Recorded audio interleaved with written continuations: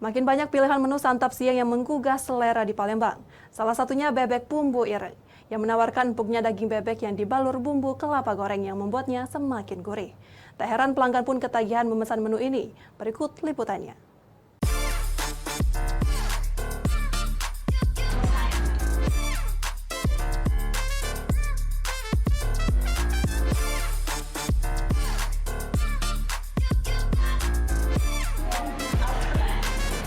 Menu santap siang makin beragam dijumpai untuk menarik minat pembeli di Palembang.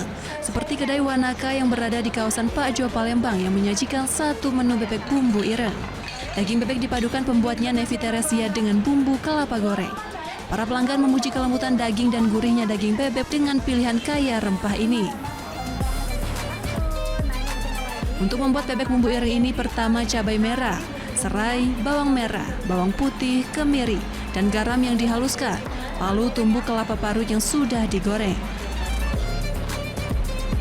Pada minyak panas masukkan bumbu serta kelapa goreng yang sudah halus dan dimasak hingga wangi.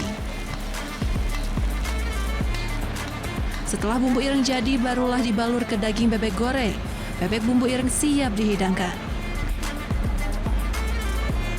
Nevi mengaku inovasi ini baru dijual di kedainya dan mendapat respon positif dari pembeli. Meski tampilannya kehitaman, namun empuk daging yang makin gurih dari bumbu kelapa goreng makin menambah selera santap siang penikmatnya. Enak banget, gurih banget, bumbunya itu benar-benar ngeresap ke daging bebeknya, benar-benar enak.